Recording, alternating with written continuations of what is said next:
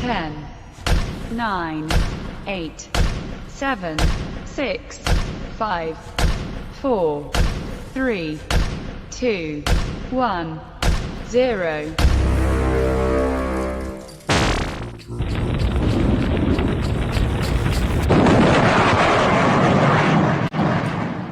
Hello, everybody, and thank you for joining us.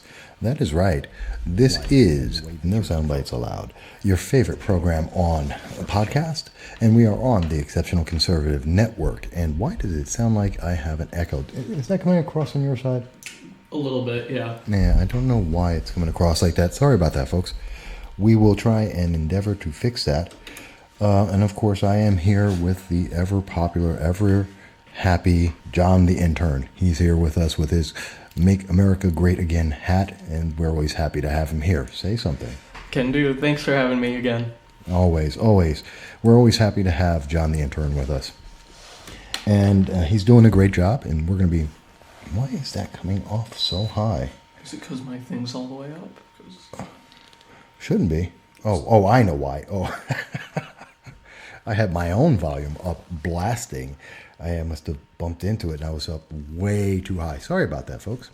So again, we have John the Intern with us, and he's doing a great job. I know he's working on a couple of stories. If you haven't been over to the MVASS site, please do check it out, because we have a lot of information over there.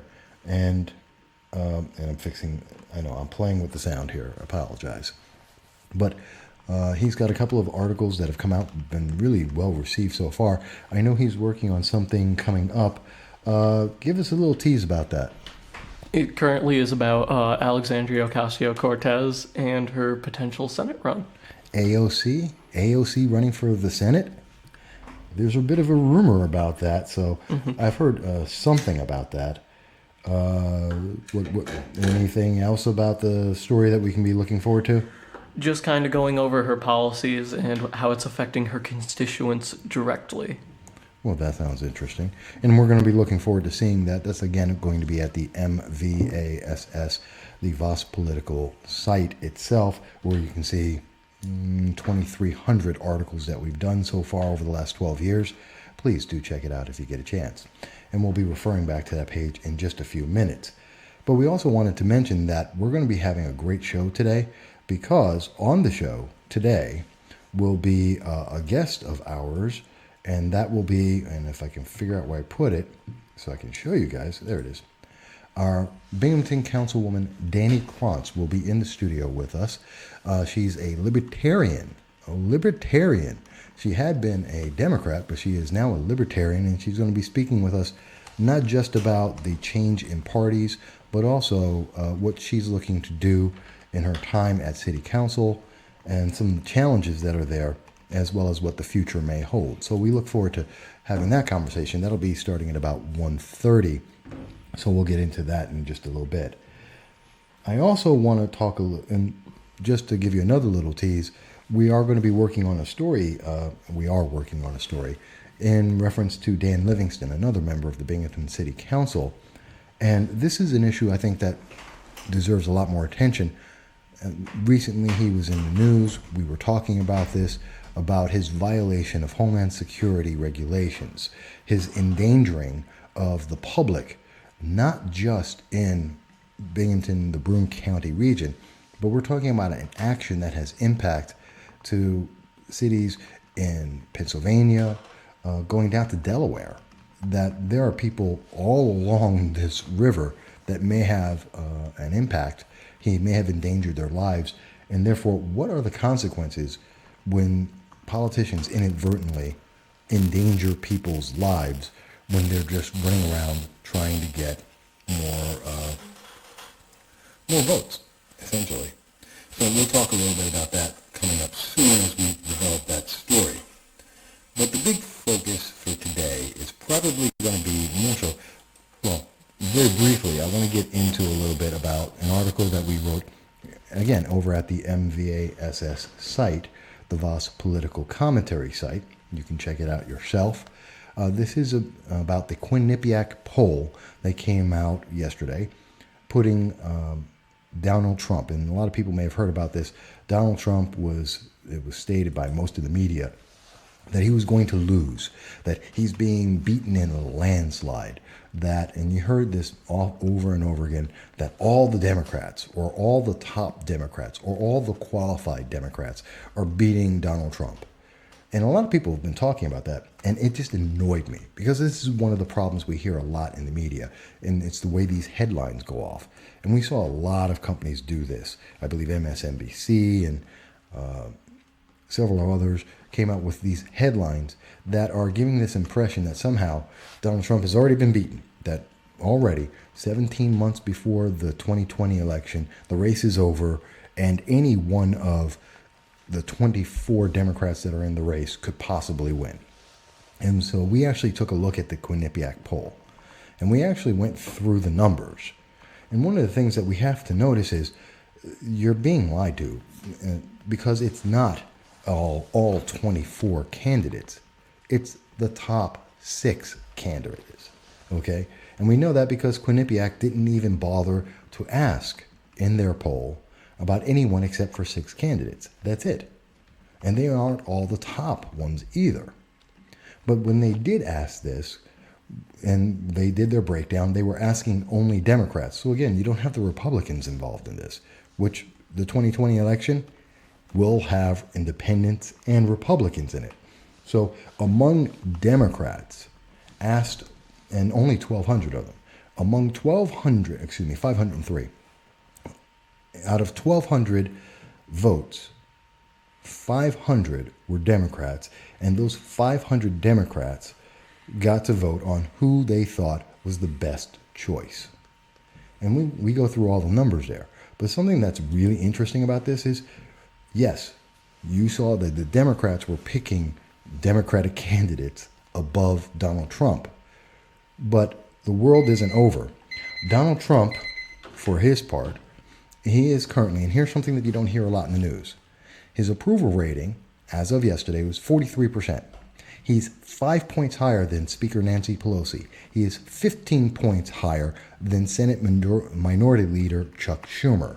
He's 23 points higher than the congressional approval in the nation at this time. And that's about as high as it's been since 2011. And if you're looking at the opinion of the nation on the direction of the nation, which comes from Gallup, then you're looking at 37.9%, a level that we haven't seen consistently since 2012.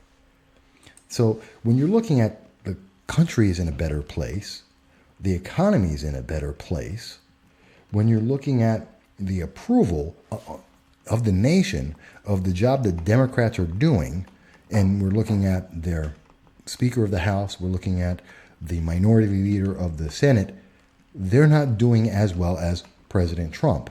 And President Trump at 43% is right in the ballpark of where most presidents spend their presidencies. He's in a good position. They would love to be over 50%, but most of the last 4 presidents or so have all maintained somewhere in the 40 percentile range, especially when they're looking at re-election. He's not in trouble. So as much as they want to say the Democrats have, and I just want to say this because whether you like Donald Trump or you don't like Donald Trump doesn't really matter.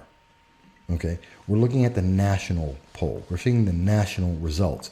And the reality is that he's not getting blown out by 23, 24, 50 points. That's ridiculous. You're looking at a poll 17 months out ahead of time that aren't actually giving realistic numbers. And so we highlight that in that article, and we go through the numbers to give you the reality of what's going on. What did those numbers really mean? How were people actually being affected in this poll? Okay, who counts? Who doesn't count? I mean, did most people even realize that 14 people out of the poll didn't even get 1%? There are 14 Democrats. You put them all together, you get barely 1%. Okay? That's ridiculous. What I take from the Quinnipiac poll is that There are 14 people who shouldn't be in the Democratic nomination race. That's what they're saying. That there are 8 people, realistically, who have a chance of winning the Democratic nomination, and only those 8 people really should be in the race. That's it. That's what the poll actually tells you. Not that they're going to win or that they can beat. There is no landslide out there. It's way too early to... You think I'm wrong? Okay. Then in 2008, Hillary Clinton had a landslide, according to polls a year and a half out, guaranteed and promised that Hillary Clinton was going to win the Democratic nomination for the presidency in 2008. You know who got it? President Obama.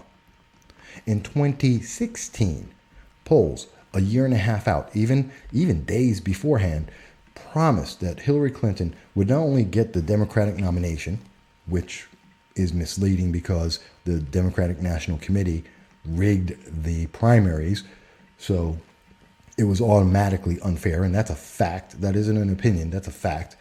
But when she did get it, and she was, according to every poll that we were promised, she was supposed to win. Guess what? President Trump is in office, not Hillary Clinton, which is a great thing, considering Hillary Clinton is a criminal, in our opinion. But hey, that's the kind of reality that we see out there. So we did want to mention that, and that's something that you can look into yourself, and we look forward to your comments on it. Remember, you can always comment. Our chat room is up and live right now. We're looking at Facebook. We're looking at Twitter for any of your comments, and we're always happy to hear you speak, and we'll be happy to speak with you about that. So, separate of that, let's go on to the next story. There's just so much news today. There's so many things that we want to talk about. And I do want to take a second, actually, in between to just mention, if you are in the Binghamton area, please drop by my friends at the Belmar Pub or at the Park Diner. They are both great establishments. I enjoy the food. I enjoy the atmosphere there. And that is not a paid advertisement. That's just what I think.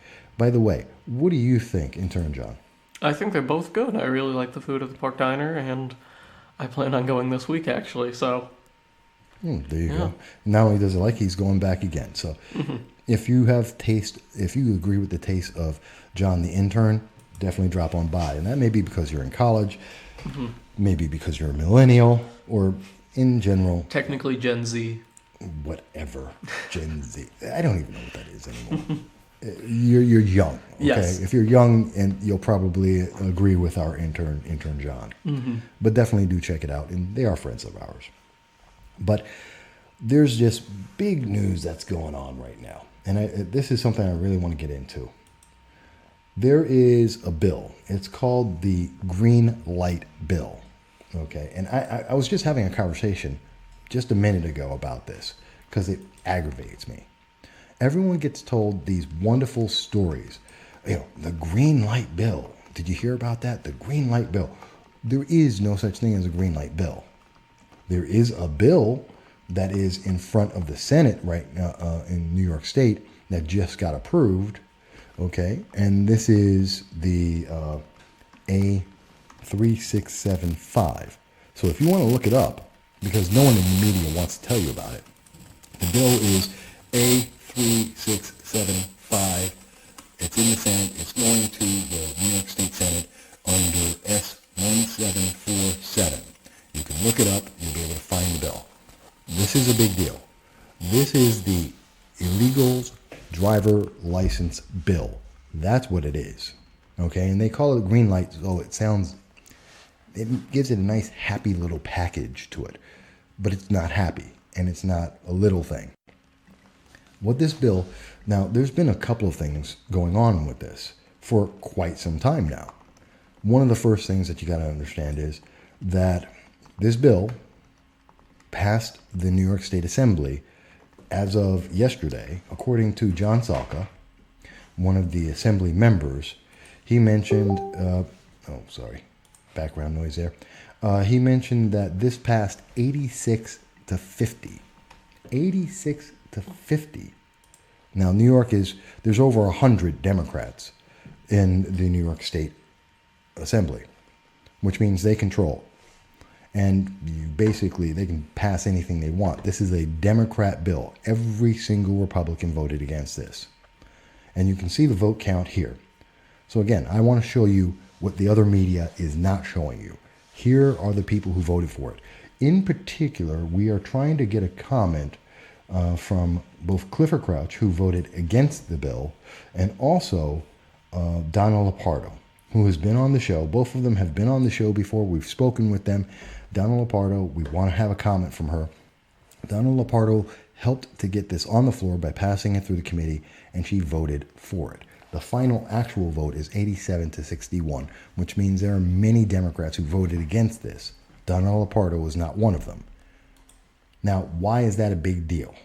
Well, let's first start off with the reason why it's a big deal is that, as we reported previously, no one in New York, well, not no one, the majority of people in New York State don't want this bill.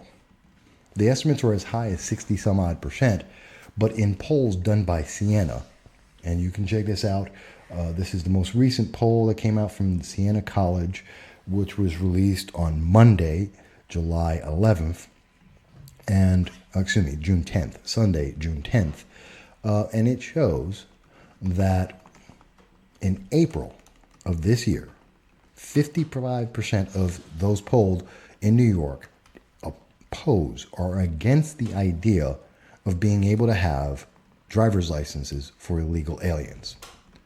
In June, just before this bill was taken and passed by the New York State Senate, 53% of everyone in New York State is against it.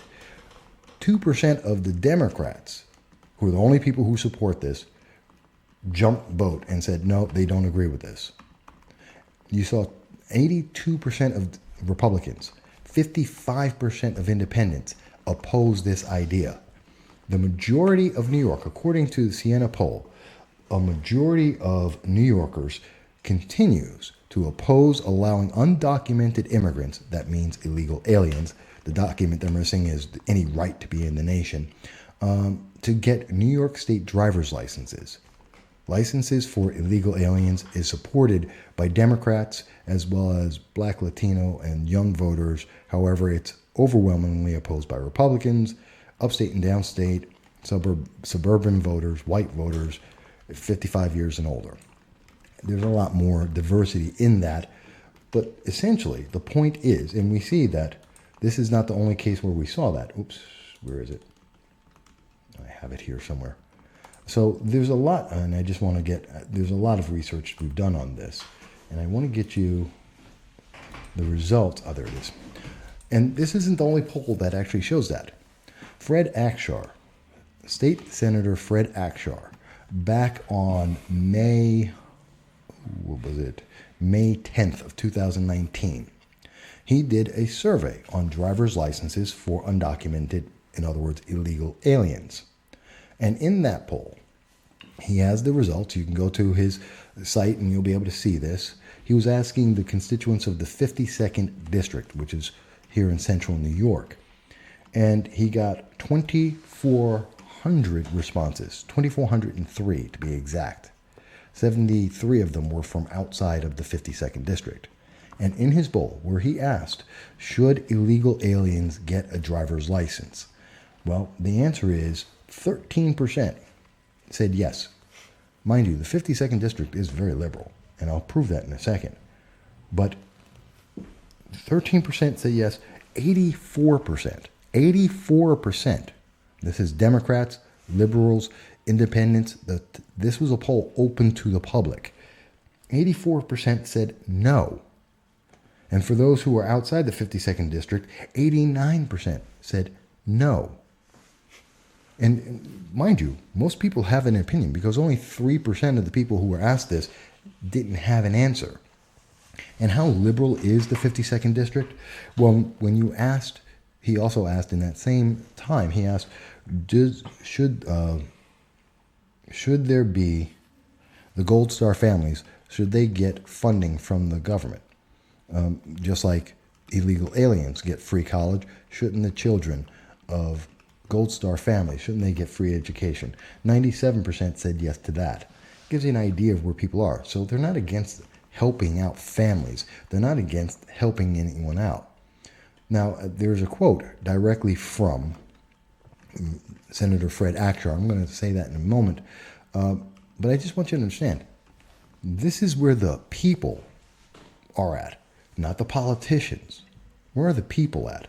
Well, the people are at that overwhelmingly, this is a quote from State Senator Fred Akshar, the overwhelming majority of residents from the 52nd Senate District who responded to our latest Community Voice survey are opposed to allowing undocumented or illegal immigrants, they're illegal, to obtain driver's licenses. I feel the same way because I believe it sends the wrong message to law-abiding individuals and their families who did the right thing, who did things the right way and immigrated to our country legally. This is from a quote from Senator Fred Akshar, State Senator Fred Akshar. And it's amazing. You know, I was listening to John Salka, Assemblyman John Salka, who's on Facebook, and he's out there. He's trying to fight against this. He mentioned that the vote initially was considered 86 to 50 in favor of.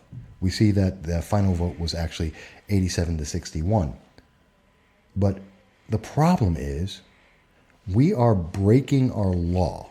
Now, I heard WMBF, which is a talk radio program here in the Southern Tier. He's the only one. He's mostly liberal. It's a mostly liberal program, Binghamton Now. And the host, Bob Joseph, who leans to the left, has been misrepresenting this. And I want to make sure people understand. Because people are being told, well, no, this will give, here's the good thing. This is the spin that you're hearing. And you hear this in a lot of issues throughout, where the Democrats will come out and they spin the story because they don't want you to see the actual bill. They don't want you to read the actual lines in it. And what he says is, well, the police will be able to document these illegal aliens. So if they commit a crime, like they have drunk driving accidents, if they go out and rob someone, well, we can track them down now. We can actually find them. This is what WMBF is saying to justify the fact that politicians have completely nullified the will and the vote of the public, that they have gone against the will of the people that they are there to represent, that they are obligated to fulfill. They are servants. Am I getting any of this wrong? No, absolutely. Okay. You're absolutely right. So we took a look, and I know I had John the intern look this up for us to find out, hey, where is there anything in the bill that can tell us whether or not it was factually correct that, as WMBF Bob Joseph has said, that the police would be able to have some documentation on these illegal aliens. And you know what? He's lying. He's wrong. He's absolutely abject wrong. Fake news. Okay, you can call it fake news, but it's not even that. It's totally misrepresenting it. Because if you go into the bill and look it up, just like I have, and I will have a link so you can read into this, it says in the bill, there it is, line 55 of section 2, the commissioner shall require any person or entity that receives or has access to records or information from the department to certify to the commissioner before such receipt or access such persons or entities shall have. Okay, and it goes on to say, here it is, shall not. So any person who gets access to the driver's license information shall not use the records for information for civil immigration purposes or to disclose such records or information to any agency that primarily enforces immigration law or to any employee or agent of such agency. Okay, there it is. The law itself says the police will not get the information on the illegal aliens. ICE will not get the information. Homeland Security will not get the information. The bill itself, and it says it in several parts. You can go to line 41 of the bill in this part 2. You can go to section 10, which is line 12. You can read this yourself. It's in several parts. 3 times in this bill, it says they will not give the information about illegal aliens who have entered the nation, broken the law, and now are getting a driver's license, and then they're going out and they're going to be able to, and they can't be found. That you can't give it to the federal government. You are violating, New York State is actively aiding and abetting illegal aliens in breaking the law of the nation. And they are preventing law enforcement from doing their job. That's what the bill says. I don't care what you hear on talk radio. The bill itself, which is why talk radio and other news media, and I showed you a couple of articles, they will not. And I'll show you another article here. This is the one from, where is it? I want to make sure. There it is. And you can take this, look at this, and you'll see for yourself. So when we look at, this is an article that comes from Rochester, Rochester News. Rochester First is actually the article, and you can check this out, and you will see they do not link in their article, which is titled New York State Assembly Passes Green Light Bill, which is what they call A3675. There is no link to the actual bill itself. They won't let you read the bill itself so that they can promote this idea that there's law enforcement. This is okay. This is good. You're following the law. No. If you actually read the bill, as I just did, boring as it may be, they are actively saying that the New York State will now aid and abet criminals who are unrepentant in being able to reward them against the law, against federal law, against immigration law, against law enforcement, that they will not give them this information. Now, I had an interesting conversation with someone about this. Let's just say the reason why they're saying that this is good is because it's going to allow illegal aliens to drive and to be able to work. Stop, full stop. Illegal aliens can't work.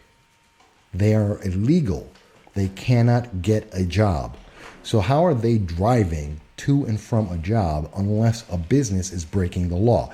So not only is New York State advising that they will aid and abet illegal aliens in breaking the law for entering our country, but now they are promoting businesses for breaking the law to employ those illegal aliens. Think about that for a second. That's what they're saying. We want to make sure that these illegal aliens can drive to and from work so that that will benefit New York State, even though they don't pay taxes. And somehow it's going to help the economy of New York State, which is failing, by breaking additional laws because they got a job, which means they have, and to get the job, that means they have to have a fake social security number. So they're committing fraud. So New York State is in fact supporting fraud of someone's, they're stealing someone's identity, or they're making up a social security number. So it's either identity theft and or fraud, and they're promoting businesses and hiring illegal aliens, which is illegal. And for people who have actively broken the law and entering our nation without any authorization, that's why they're undocumented, and they are rewarding them with a driver's license. And you may say to yourself, Mike, why is all that happening? Because I believe at the end of the day, because they changed the laws in terms of voting, so that your driver's license automatically registers you to vote, and so then you can go out and vote. So illegal aliens will be able to vote. So New York is also trying to collude with foreigners to be able to vote in New York State elections. And of course, they will say after the fact, oops, it was an accident. They shouldn't have been able to vote, but they will count those votes and they will allow those votes. So they are actively allowing foreigners to be involved in New York State and citizens' votes. Elections, changing those election results. This is a problem. There is no part of this that is positive, that is good, that helps the public. This is bad. And I just wanted to highlight that on the green light bill. And there is so much more I want to talk about this, and I will talk about it on Saturday. But we're going to take a break because we're going to have our guest come in just a moment, which is Dani Cronce, talking about something completely different, most likely. And we'll be talking with her in just a few moments. We'll be back with you in a second.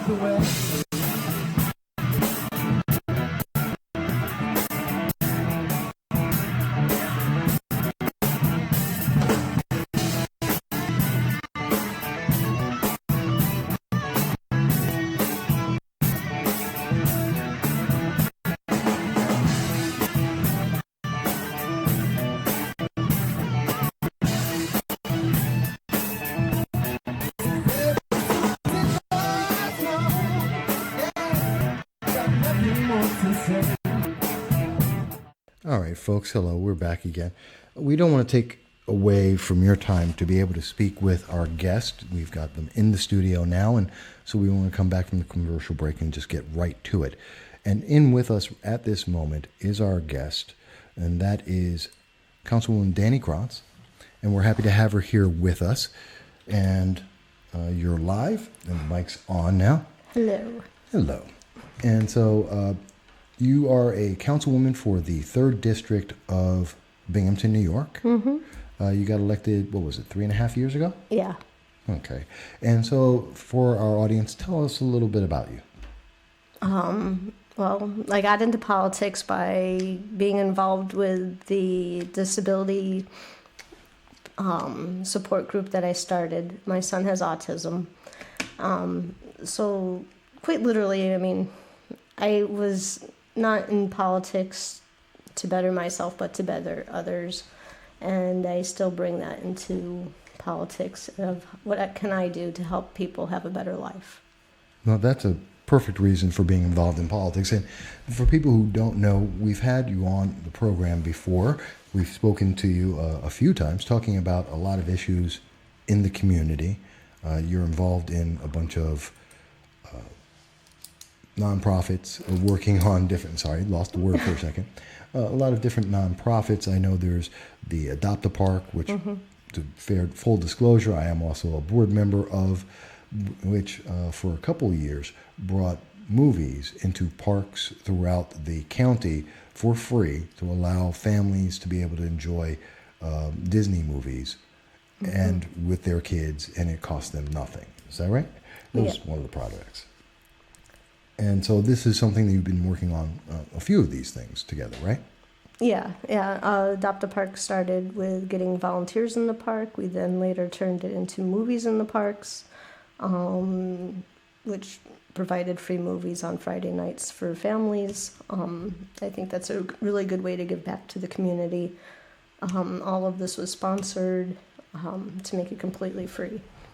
We also are looking into working on vacant lots that are in low-income neighborhoods, lots that we can fix up and turn into playground areas for children. A lot of the low-income neighborhoods, they're not within walking distance of a park, so we want to give the kids a place to play and the safety of having it in their own neighborhood. Now, I bring up these things because it's kind of interesting, because there's been, over various years, there's been a lot of people who've picked about this. In particular, there was the former councilwoman of the 3rd District, Terry Renia. She, as There's an article where she, back in, I think it was 2017, famously said that you had backed off democratic progressive ideals. In fact, I'm quoting from an article from the WBNG, New York. Renia, Binghamton councilwoman, former Binghamton councilwoman, excuse me, let me read it exactly as it says it in the article. Renia, Binghamton councilwoman Cronce betrays fellow Democrats.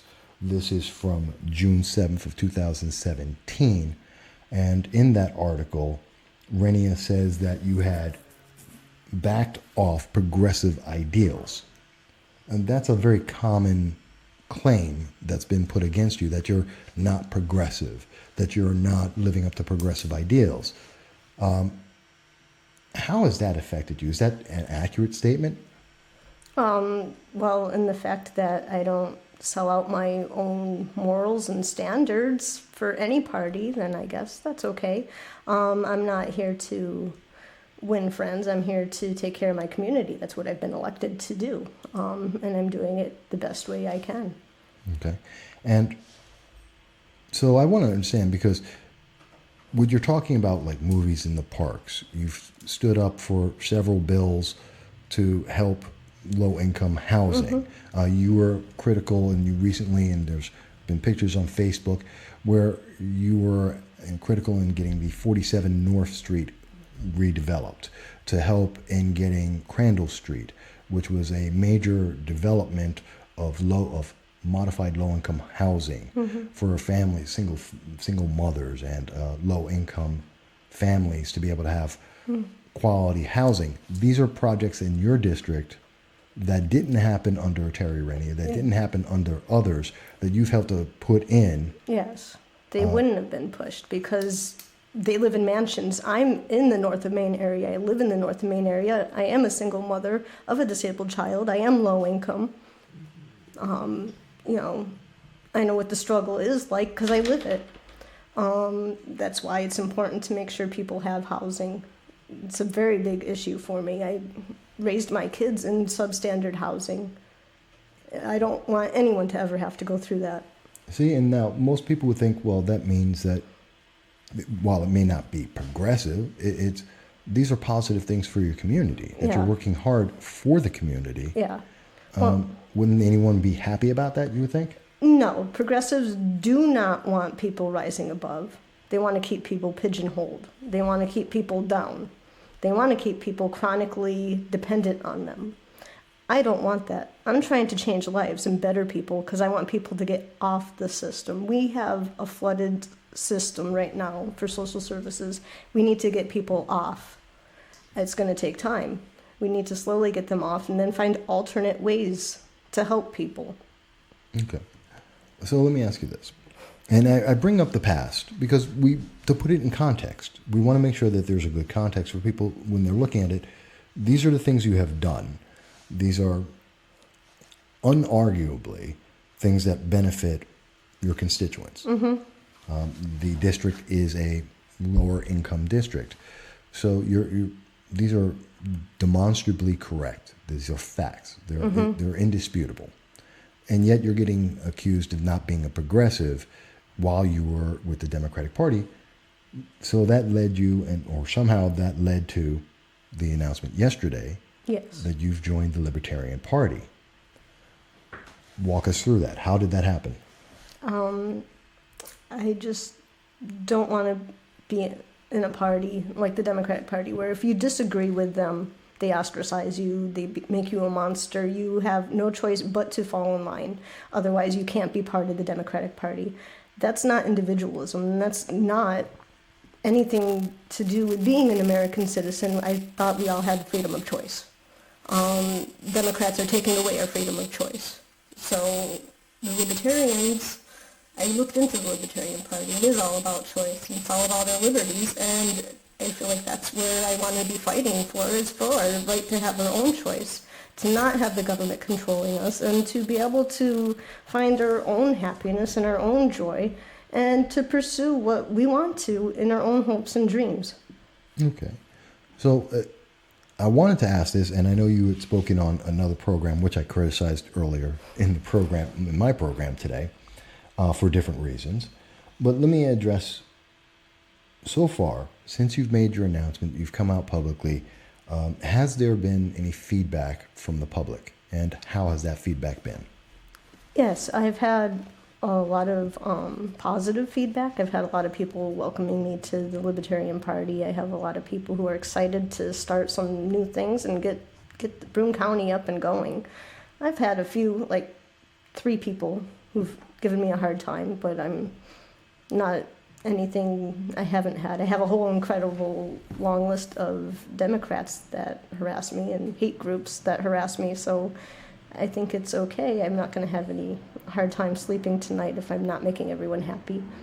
Well, it's politics. There's always someone who's upset.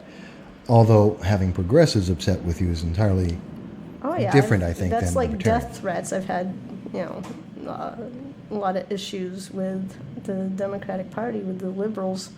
I've been harassed and chased out of my own home. Well, let me ask you this, because a lot of people aren't familiar with libertarians, and I know we've had on the program Larry Sharp, Andrew Hollister, who, when they were running for governor under the Libertarian Party. We do Sean Szymanski and a few others. We do give voices to them, and we always will give voices to anyone who is looking for political office or doing things in the community, and give them a chance to speak. How do libertarians, because since Terry Arenia, since a lot of the far left, Conrad Taylor, Dan Livingston, these are members of the fringe left, the Citizen Action, the progressive leaders of tomorrow, the Antifa, the Black Lives Matters, that fringe movement. How do libertarians look at some of those issues like, say, social justice or apologizing for race? I mean, Conrad Taylor apologized for being white to me on this program 4 years ago. How do libertarians look at that? Well, that's nonsense. It's complete and utter nonsense. There's no reason for that. I guess we just see it as something like we're all here to help each other. As far as I'm concerned, it's like I have no right infringing on you for who you are, just like you have no right to infringe on me. Well, that's a pretty open way, and I've heard that from Larry Sharp. I've heard that from actually every libertarian I've spoken to about this, and they all come consistently. That's one of the things very consistent in the Libertarian Party. Mm-hmm. You're you, and yeah. I think that's what you said actually yesterday on WNBF is you do you and I'll do me, and exactly. It's okay. Yeah, and it's like we're all, like I say, America has a unique outlook, and I think we need to remember that. When we formed the Constitution, it's a lot of people living together, fighting for a better tomorrow for our children and our grandchildren. In my own family, I have a son-in-law who's black and Muslim. He also was in the army. So I see how a lot of people are trying to use different things, but then you see one person who fits 3 different parts. Let's stop using these as our little X's that we can mark into groups, because we're not X's that we can mark into groups. We're all individuals and we're all people. Well, that's why I always one of my big complaints is the micro-categorization, I like to call it, micro-categorization of individuals that you fit this box and that's all you are. So, Kamala Harris is just a black woman or a black straight woman. Cory Booker is just a black straight man. Pete Buttigieg is just a white gay man. That's it. And I disagree when you label someone in such a narrow way. That doesn't give you who they really are, whether they're good or bad. And that's what Democrats have done. Yes. Let me ask, and this wasn't asked on WNBF, amongst other things, some of the things we're talking about now, but let's ask, what has been the response from the other members of City Council, of which Conrad Taylor and Dan Livingston are Democrats, representing the far left, and is this having an impact, or do you expect it's going to have an impact on the way you can do legislation and serve your constituents? I don't think it's going to change the way I do legislation because I'm going to do it the same way I've always done it, which is put my constituents first. That's definitely not a democratic way because the democratic way is run everybody under the bus and get what you can from them. I haven't heard anything from the Democrats. Gio has reached out, Gio Scaringi, and he is also part of the Libertarian Party as well. So it is nice. We'll be discussing different things that we can do within Broome County. I do plan on having some public meetings for libertarians to come and just meet and discuss and set some agendas and goals for what do we want to have here, what do we want locally, what do we want done in the state, what do we want done nationally. Well, that's actually one of the things I wanted to ask about is the Libertarian Party became an official party of New York State after the 2018 election. They took over, they got third place, they really amazed a lot of people, and now they're official. So that means they're now building their infrastructure. And I've talked to Larry Sharp about this when he was over at the Liberty Weekend over at SUNY Broome, and he was speaking before us. So you're looking to, is there a Broome County Libertarian Party at this moment? No, but I will be working to form one. So if you're interested, let me know. Okay. And how would people who are interested, and I know there are people who are Republicans who've moved away from the Republican Party. I know there are people who are, and you've criticized Republicans from time to time, Yeah. As well as Democrats. So I don't want people to think it's only been bashed to the Democrats. No, you've picked on Republicans very vocally from time to time, and even yesterday on WMBF. So, but for people who are disaffected, say in the Libertarian Republican Party, who are disaffected in the Democratic Party, who don't want to be part of the social justice, apologize for what color you were born in, or independents, how would they find out more? Look up Dani Cronce on Facebook. Send me a message. You can call me on I'll give you my cell phone, 607-201-7887. Send me a text. If you're interested, if you want to join, I'm ready. Let's go. Okay. Is there an event that's coming up? Do you plan to have any events? Yes, I'm planning on having one at the Belmar Pub and Grill. It's right in my district. Which we talk about. Yeah. Our friends at the Belmar. Okay. Yeah, so they have a nice patio. If it rains, there's also a back room we could run into. Definitely we'll be setting one up by next month. Okay, so the date isn't set yet. Yeah, I'm getting some emails back from some of the local libertarians. And like I say, if you want to PM me and let me know what dates you have, that's awesome. Okay, so we're definitely finding out more about that, and people are going to be more informed. We, of course, will be happy to put that information out for the public, let you know exactly what's going on as it happens once we have those details. Is there legislation that you have upcoming that... Well, you said there's no change in the way you're doing things. Yeah. It's just a change in the party. Mm-hmm. So that's interesting. What are some of the things that you are working on that people can look forward to in terms of legislation? Legislative pieces. Well, I worked with, in my own district, trying to get some safety lights for North Street, working on the crime watch to make sure we have a safer neighborhood. I did get some... patrol officers for the weekends, which is good because we have a high crime rate in my neighborhood. So making sure that we have our families safe so that they could be outside and that we have nice quiet nights with no shootings would be beautiful. Something that I personally looked into because like I say, I live in the neighborhood. So it's my neighborhood. It's not just someone's neighborhood. It's my neighborhood. So there's a crime watch for, you're again in the 3rd District of Binghamton, and you're putting together a crime watch. I would ask that this is an election year.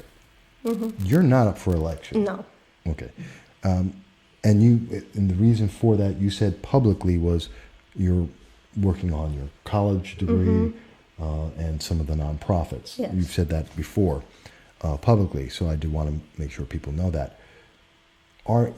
Just want to ask, because I know you have a crime watch, and you're discussing the crime watch is bringing in police to help the community, to fight crime, and to help people feel safe in their homes.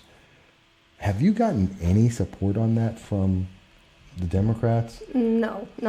I believe they're actually anti-police officers, so I'd probably get hate messages from them. Actually, Angela Riley is based on, she scrubbed some of her Facebook pages, but we still have information here about her from her prior home before she moved here in Chicago, where she was very anti-police. So I just wanted to, but I wanted to give the shadow, give the question there, not presume that she was against the police, but find out if she actually tried to help make her community safer. Just wondering, you didn't run for office. You're now a libertarian. Libertarians are on the rise in the state. That is a fact. Does that mean that you have future goals, maybe something else down the line, down the road that you're looking at? Yes. I'm looking at mayor. So I want to run for mayor. Oh. Yeah. So it's something that after being on city council and seeing how we can sometimes work together, and then seeing how the Democrats are building up and just trying to stop progress. I just feel like it's something that I want to do, is to make sure that we can keep progress going. Okay. Sorry, that was a bell on my ear. It sounds like we're constantly checking for any comments, notes, anything that people are saying to us about speaking with you. And I'm just double checking. No, it's about 1,000 other things. We cover a lot of ground in this, so we get people who yell at us about all kinds of issues all the time. So we're just trying to make sure we're up to date with everyone. And I know we've got about 3 minutes left, so we've covered a lot of ground here. We've talked about why you changed parties. Mm-hmm. We've talked about some of the things that, how you're going forward, how there is no change in what you're looking to do for people. We're talking a little bit about the future, both for the Libertarian Party in Broome County, as well as looking at the future. What have I missed? One question that I hear from the libertarians is, why are you libertarian if you have nonprofits? So if I can shortly get that done, I'll try. So as I started working in nonprofits, getting into grant writing and seeing how DSS and all the infrastructure works, I've realized that, like I said before, it's all just a way to suppress people, to keep them financially and socially oppressed. It's broken. It's beyond broken, and the Democrats have been working on this for the last several decades, trying to figure out ways to keep people pushed down so that they can control them. And if you want to know how they can control them, if you can control a person's finances and make them worried about where they're going to get their next paycheck from, then you pretty much own them. And they see that. And their power is in the vote. I want to get that away from them. I want to give people the chance to really pursue what they want to and give them a hand up and not a handout. Like I say, the DSS is broken. I am all for fixing it. I've been trying to fix it. Every time I go, it's you got to go to the state level. Well, I will take it to the state level, and I'll take it to the national level, because this needs to be stopped. I really think that we need to build up our churches, build up organizations that are legitly helping and not trying to politicize on everything. I've noticed that our local churches and organizations have to be political, because the hands of the politicians are the ones who are controlling where the money goes. Let's take that away. If I don't have a nonprofit, that's fine. I'll find other ways to do it. Maybe there's some alternative ways we can work on with our own nonprofits, since we have 2 of them. I'm all for it. So. No, those are important things, and that's. Yeah. I'm glad, and thank you for sharing this with us. By the way, intern John, the intern, have I missed anything in the comments? Anything that we haven't addressed? Nope. Okay. I want to say again in the final moments here, for people to contact you if they're interested in the Libertarian Party in Broome County, if they're interested in finding out some of the things you're working on, you're on Facebook. Mm-hmm. So I'm on Facebook, Twitter, Instagram. Well, what's it on? Facebook is under your name. Yeah, it's all under my name. Oh, they're all Dani Cronce? Mm-hmm. Okay, so if Makes life easy for me. oh, okay. And Dani is Dani Cronce, Cronce. CE. And so these are ways that they can contact you. We are always happy to have you on the program. We always look forward to speaking with you more, and you're always welcome to come back and tell us what's going on. And we always love to hear from libertarians. And now we'll have someone local besides Rich Pertel, who's out in Tioga County, but and also Larry Sharp when he's in town. So we'll have you to go to, and we'll be following, because we do follow everybody. That's the great thing about the show. We follow everybody. But I want to thank everyone for being here with us. I want to thank our guest, Dani Cronce, Councilwoman of Binghamton, New York, and the city of Binghamton, New York, for the 3rd District. We look forward to speaking with her again. We look forward to speaking to libertarians. And we're going to be back on Saturday at 12 noon until 2, looking to speak with you and hearing your feedback. We're looking for your comments, so do let us know what you think. And we'll talk to you all again very, very soon. Bye-bye.